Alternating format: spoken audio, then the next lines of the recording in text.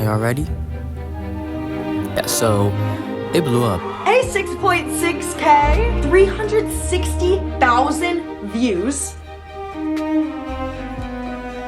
Editors going undercover is the perfect concept. They go undercover for 7 days, post and edit each day, see if they will be recognized by either their mutuals. You know what? My friends always clock me, so there's no point in trying to convince them. For the entire editing community, there's like 2,233 comments, and see if they go viral. But before we begin this video, make sure you're subscribed. These types of videos take me a lot of time, and I would really appreciate it. I've gone undercover a couple of times now, so in this video I will share my experience going undercover, the psychology behind undercovers, and how you can go viral doing an undercover, or just posting edits in general. I've been part of this undercover trend for a while, and it has brought in a lot of followers, views, likes, and money.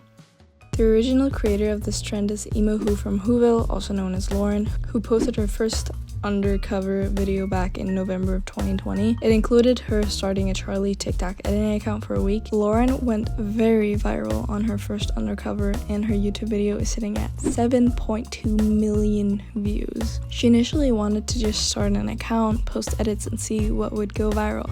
But as she posted more undercovers on her YouTube, people started to suspect people of being Lauren because of her massive success on the series on YouTube. Since then, the concept has turned into going undercover instead of simply starting an editing account. Many other creators have recently started going undercover after me, Faisal, Sour, and some other creators have started pushing the concept to a wider audience, not just Lauren.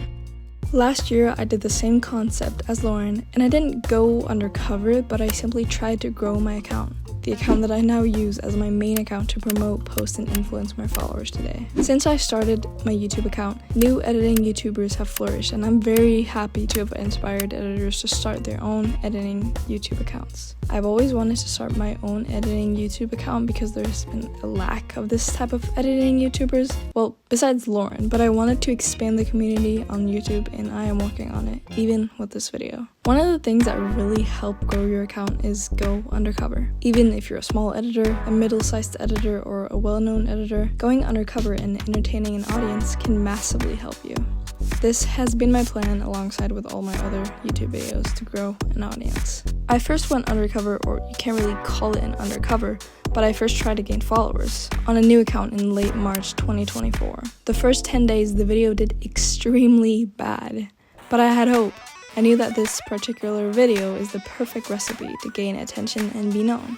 After that video, I did my first actual undercover in July of 2024, where I went undercover and stole my mutuals edits. It was a massive hit at the time and helped grow my account a lot. My most viewed video is also now an undercover. And it's not to say that only undercovers have helped me grow.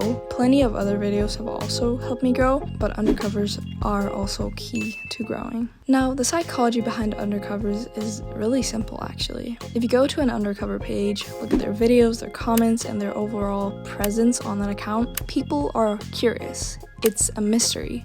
They might recognize the editor's style, but it might be similar to another editor's style. It really all just is a mystery you want to solve. A few months ago, AP Faze, also known as Faisal, introduced a new way of going undercover. He added hints. He added even more mystery to the undercovers. He made people think, who's behind this edit?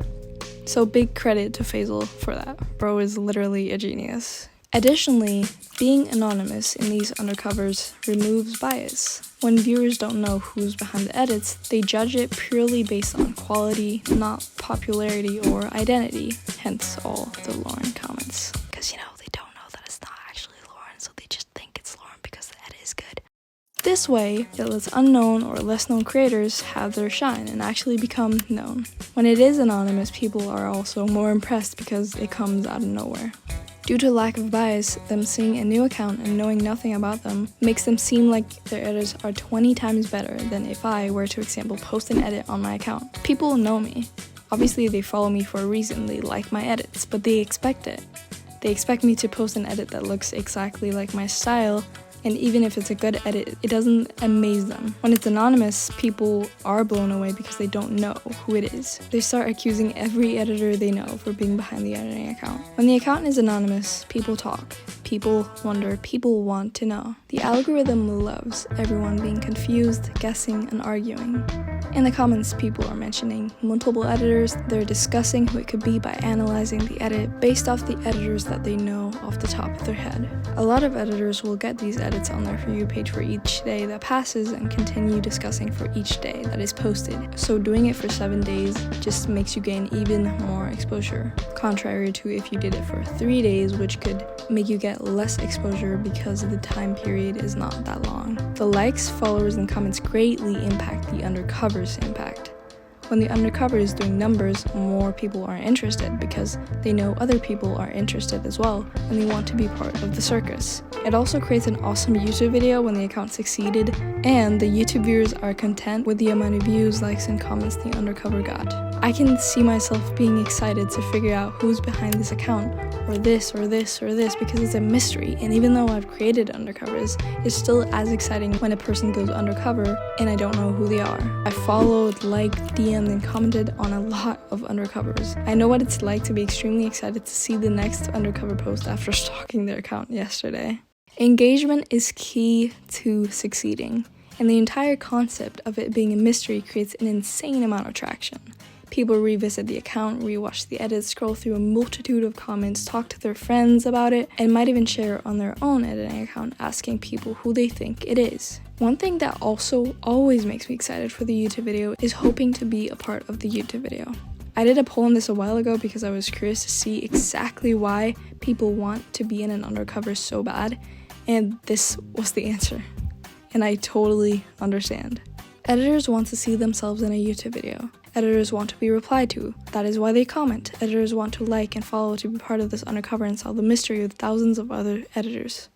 The idea of being in a YouTube video draws so many people and it greatly impacts the YouTube video and the entire YouTube channel. My most popular undercover had me gain almost 5,000 subscribers and greatly exposed my channel to a wider audience. Other than that, just creating a popular style and editing a popular person can really help. But it is really difficult to understand the TikTok algorithm, and I don't understand it. No one knows exactly how to go viral each and every time you post. Everything that people say about closing the TikTok app, posting at a certain time, the point system, etc. are lying. But what you can do is know how to make it engaging. Reply to comments, find mutuals, have good quality clips, make smooth edits, edit in a popular style. If you're starting out with almost no followers, asking your mutuals to post on their story, shout you out, etc. can also make a really big difference. Having an editing account on multiple platforms can also massively impact your reach. So if you're wondering why these undercovers keep blowing up, the answer is mystery, intrigue, and involvement. They analyze the edits, the way they type, if they give hints, who they follow, and so on. They're intrigued and want to find out who it is.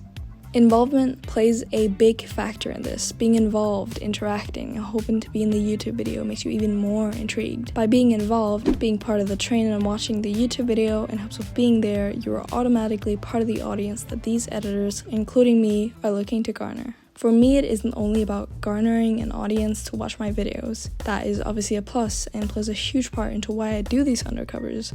But I also find it fun to authentically be myself and post edits and watch people go batshit insane trying to figure out who the hell this is. It's so fun to watch people say my name in comment sections as I grow bigger and more known, because I find it way more fun to go undercover when there are more people to suspect, not only Lauren. Obviously, there are people that say you can't go undercover if people don't know you, but what's it worth going undercover if the only suspect is Lauren? Anybody can go undercover.